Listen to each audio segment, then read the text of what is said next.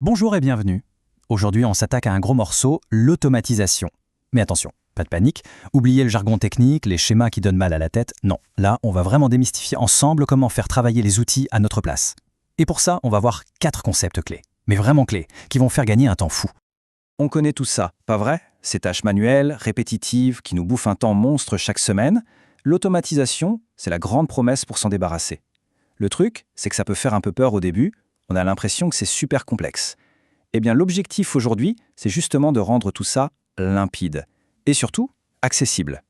Alors, pour y arriver, voilà notre plan de match. C'est très simple, on va explorer 4 points. D'abord, on va parler du langage des applications. Ensuite, on verra qu'il y a une seule et unique règle d'or à respecter.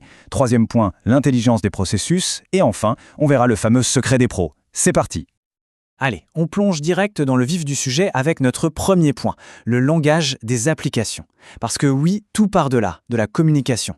La question est simple, comment deux outils numériques qui à la base ne se connaissent pas du tout arrivent à se parler et à échanger des infos? Eh bien, la réponse tient en 3 lettres, API.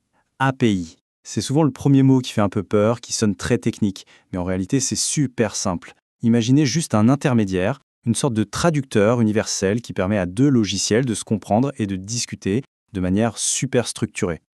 Pour que ce soit vraiment clair, on va prendre une métaphore. La métaphore du restaurant, elle marche super bien. Imaginez, vous êtes au resto. L'outil qui veut automatiser quelque chose, c'est vous, le client. L'application qui doit faire le travail, disons, c'est la cuisine.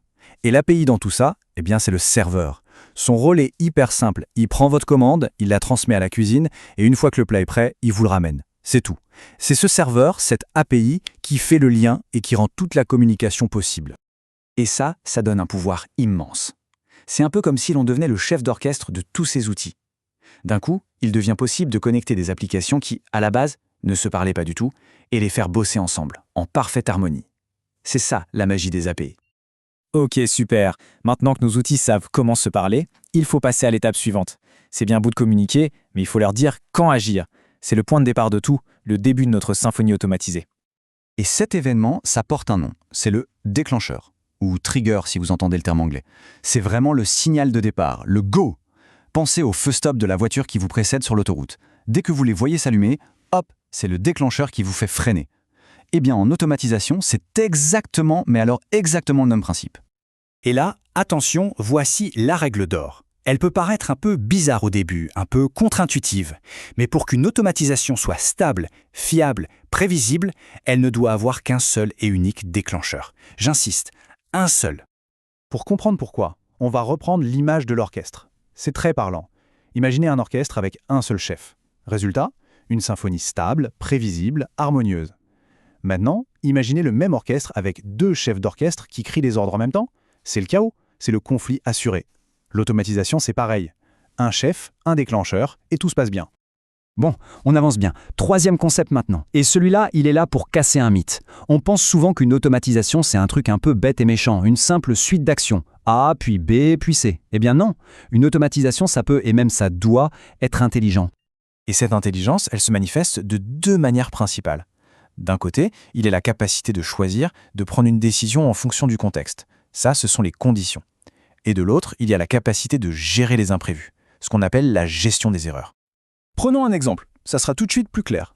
Imaginez le déclencheur, un nouveau contact remplit un formulaire sur un site. Ok, l'automatisation se lance. Mais au lieu d'agir bêtement, elle va d'abord se poser une question, une condition. Est-ce que l'adresse email de cette personne existe déjà dans ma base de données? Et en fonction de la réponse, oui ou non, l'action qui suit ne sera pas du tout la même. Et voilà le résultat. Au lieu d'envoyer le même message bateau à tout le monde, la communication devient hyper personnalisée. D'un côté, on aura un « ravi de vous revoir parmi nous » et de l'autre, un « bienvenue dans notre communauté ». On voit la différence? C'est ça, un processus intelligent. Il s'adapte. Et pour la gestion des erreurs, c'est pareil. Un système intelligent, c'est un système qui ne panique pas au premier obstacle. Ça veut dire qu'il est capable de prévoir un chemin alternatif en cas de pépin. S'il y a un échec, il peut par exemple réessayer plus tard ou envoyer une notification pour prévenir. Bref, ça le rend beaucoup plus robuste. Allez, on arrive au 4e et dernier concept. Et celui-là, c'est peut-être le plus important de tous, surtout pour se lancer. C'est un peu le secret des pros, la méthode pour construire des automatisations auxquelles on peut faire confiance les yeux fermés. Et le secret, le voilà. On n'automatise jamais, au grand jamais, quelque chose à 100% dès le premier jour. C'est tentant, on a envie d'aller vite, mais c'est la meilleure façon de se planter. Non, l'approche des pros est beaucoup plus prudente. On commence par ce qu'on appelle la semi-automatisation. Le concept est tout bête. On construit tout le processus automatisé, mais on y insère volontairement une étape de validation humaine. Une sorte de pause, où une personne doit donner son feu vert avant que l'action finale ne s'exécute. Un exemple tout simple. Une IA qui rédige un email. Au lieu de l'envoyer direct, paf, le système se met en pause.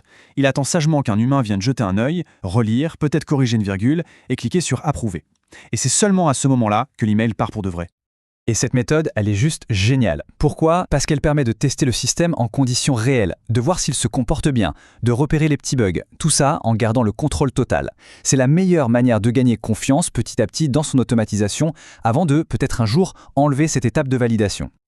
Voilà, on a fait le tour. Pour résumer nos 4 clés, 1. Les API, ce sont les serveurs qui connectent nos applications. 2. Une seule règle d'or, un seul chef d'orchestre, donc un seul déclencheur par automatisation. 3. Les processus peuvent être intelligents, ils prennent des décisions. Et 4. La semi-automatisation, c'est vraiment la voie la plus sûre pour commencer et pour avoir confiance. Avec ces 4 concepts en tête, franchement, le monde de l'automatisation paraît tout de suite beaucoup moins effrayant, non? Alors, la question que je laisse en suspens, c'est quelle est la toute première tâche, bien répétitive, bien simple, que l'on pourrait commencer à semi-automatiser dès aujourd'hui?